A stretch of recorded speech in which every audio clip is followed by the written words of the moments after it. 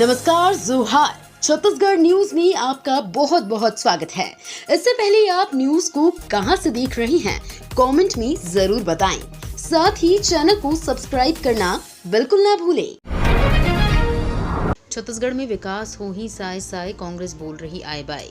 छत्तीसगढ़ के सीएम विष्णुदेव साय ने कोरबा लोकसभा में धुआंधार सभाएं की। कोरबा प्रत्याशी सरोज पांडे के लिए विष्णुदेव साय ने भरतपुर जरकपुर के सोनहत में बड़ी रैली की। इस रैली में विष्णुदेव साय ने जनता का अभिवादन किया। विष्णुदेव साय ने कहा कि आपने एक आदिवासी की बेटी को विधानसभा भेजा है, इसलिए आपके क्षेत्र का विकास तेजी से होगा। उन्होंने कहा कि पिछले विधानसभा चुनाव में प्रदेश की जनता ने 72 सीट देकर कांग्रेस को विधानसभा का सरताज बनाया था, लेकिन कांग्रेस ने जनता के जनादेश का अपमान किया। भूपेश बघेल की 5 साल की सरकार ने सिर्फ भ्रष्टाचार किया है। छत्तीसगढ़ में 25 वर्ष में 60% तक बढ़े मतदान केंद्र। रायपुर में सबसे ज्यादा पोलिंग बूथ। ज्यादा से ज्यादा मतदान के लिए छत्तीसगढ़ की 11 लोकसभा सीटों पर मतदान केंद्रों की संख्या में लगातार बढ़ोतरी दर्ज की जा रही है। 1998 में जहां सिर्फ 15,110 मतदान केंद्र थे, वहीं अब यही संख्या बढ़कर 24,000 से अधिक हो चुकी है।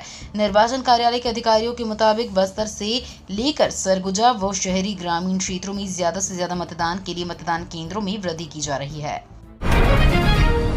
राजनाथ सिंह ने कांग्रेस की तुलना डायनासोर से की। लोकसभा चुनाव के पहले चरण के मतदान 19 अप्रैल को हैं। छत्तीसगढ़ के बस्तर लोकसभा सीट पर भी इस दिन मतदान है। राजनाथ सिंह ने कांग्रेस को भारत से विलुप्त होती पार्टी बताते हुए डायनासोर की प्रजाति की संज्ञा दे दी। राजनाथ सिंह ने कांग्रेस पर प्रहार करते हुए कहा कि कांग्रेस घोटाले पर घोटाले करने वाली पार्टी है।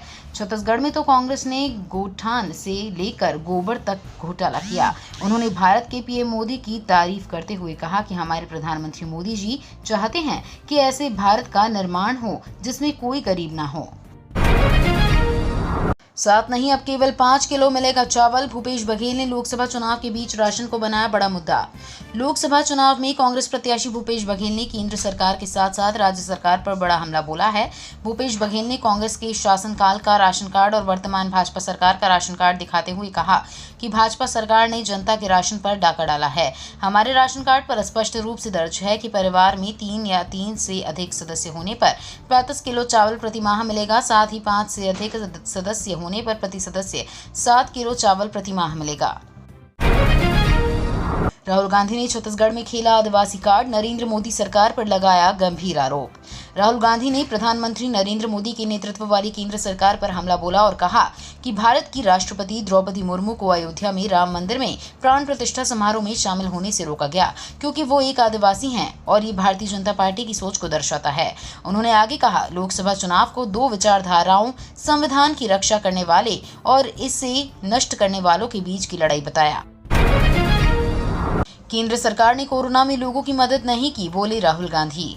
कांग्रेस नेता राहुल गांधी ने छत्तीसगढ़ के बस्तर में एक रैली को संबोधित किया। उन्होंने कहा, लाखों लोग कोरोना के कारण मरे, हर प्रदेश से गरीब लोग घर वापस लौटे। केंद्र सरकार ने कोई मदद नहीं की, किसी की भी मदद नहीं की। पूरा का पूरा फायदा 2 से 3 अरबपतियों को दे देते हैं।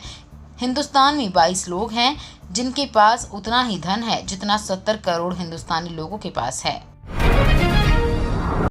राहुल गांधी की जनसभा में कवासी लखमा के बिगड़े बोल, कहे मोदी फर्जी है, जनता से झूठ बोलता है।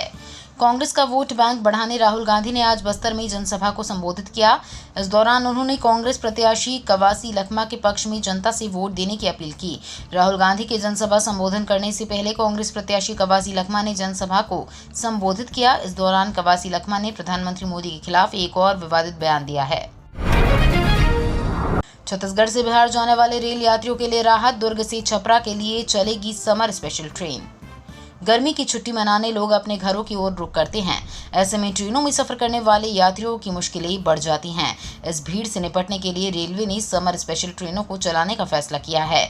इसी क्रम में रेलवे ने दुर्ग से पटना के लिए समर स्पेशल ट्रेन चलाने की घोषणा की है। दक्षिण पूर्व मध्य रेलवे की ओर से समर स्पेशल ट्रेन की जानकारी दी है। बीए एलएलबी में छात्रों के खराब प्रदर्शन पर एनएसयूआई ने खोला मोर्चा। पंडित रविशंकर शुक्ल यूनिवर्सिटी का किया घेराव। रायपुर के पंडित रविशंकर शुक्ल विश्वविद्यालय की ओर से संचालित 5 वर्षीय बीए एलएलबी कोर्स के भाग 3 और 5 विषम सेमेस्टर में निराशाजनक परिणाम आया है। परिणाम को लेकर छात्रों के भविष्य के साथ खिलवाड़ की आशंका जताते हुए छत्तीसगढ़ NSUI ने विश्वविद्यालय प्रशासनिक भवन का घेराव कर आंदोलन किया। NSUI ने कार्यकर्ता ने बताया कि विश्वविद्यालय की ओर से जारी परिणाम में BA LLB भाग 3 और 5 के विषम सेमेस्टर का परिणाम 36.26 और 41.72% है, जबकि अन्य भाग का परिणाम 65% से ऊपर है। असदुद्दीन ओवैसी बोले, समानता के अधिकार के खिलाफ है CAA। AIMIM chief Asaduddin Owaisi ने एक बार फिर CAA का विरोध किया है। उन्होंने कहा, बीजेपी ने CAA नाम का गैर संवैधानिक कानून बनाया है। ये कानून धर्म के आधार पर बना है, जो समानता के अधिकार के खिलाफ है। इसी कारण मैंने संसद में नागरिकता बिल की प्रति फाड़ी थी। हम इस CAA के खिलाफ थे, हैं और आगे भी रहेंगे। जनता CAA जैसे काले कानून के खिलाफ वोट देकर बीजेपी को हराएगी। आतंकियों से निपटने के लिए कोई नियम नहीं हो सकता, बोले S जयशंकर। विदेश मंत्री S जयशंकर ने एक बार फिर आतंकवाद के खिलाफ जीरो टॉलरेंस की बात कही है। उन्होंने कहा, भारत सीमा पार से होने वाले किसी भी आतंकवादी कृत्य का जवाब देने के लिए प्रतिबद्ध है। चूंकि आतंकवादी कभी नियमों से नहीं चलते, तो उनको जवाब देने के लिए भी कोई नियम नहीं हो सकता। 2014 के बाद भारत की विदेश नीति में बदलाव आया है। अब आतंकवाद से निपटने का यही तरीका है। बीजेपी आज जारी करेंगी संकल्प पत्र। बीजेपी लोकसभा चुनाव 2024 के लिए आज संकल्प पत्र जारी करेगी। दिल्ली स्थित भाजपा हेडक्वार्टर में चुनावी मैनिफेस्टो जारी करने के दौरान पीएम मोदी, भाजपा अध्यक्ष JP नड्डा, गृह मंत्री अमित शाह और रक्षा मंत्री राजनाथ सिंह भी मौजूद रहेंगे। पीएम मोदी ने चुनावी मैनिफेस्टो के लिए 25 जनवरी 2024 को जनता से सुझाव मांगे थे। पार्टी को अब तक 15 लाख से ज्यादा सुझाव मिले हैं। छत्तीसगढ़ के 9 जिलों में बारिश की चेतावनी। छत्तीसगढ़ के मौसम में उलटफेर का दौर जारी है। सरगुजा और बिलासपुर संभाग के जिलों में हल्की से मध्यम बारिश की संभावनाएं जताई जा रही हैं। इनमें सरगुजा, जशपुर, कोरिया, पेंड्रा, बिलासपुर, रायगढ़, मुंगेली, कोरबा शामिल है। वहीं दुर्ग संभाग के कबीरधाम जिले में 1-2 जगहों पर बारिश के आसार हैं।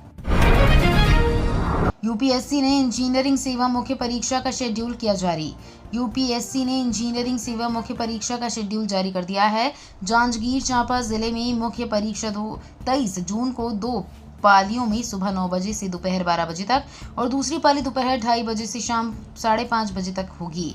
इसके माध्यम से 167 पद भरे जाएंगे। यूपीएससी ESE मुख्य परीक्षा 3 घंटे की अवधि की होगी।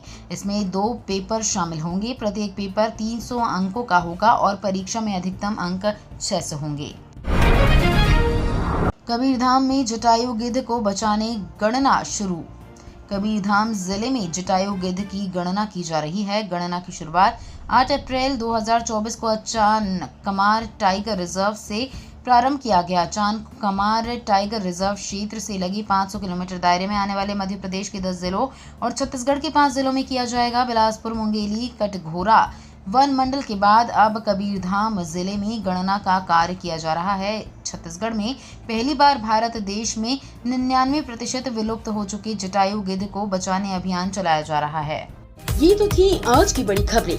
अगर आपको न्यूज पसंद आई हो तो वीडियो को लाइक और शेयर करना बिल्कुल ना भूलें। धन्यवाद।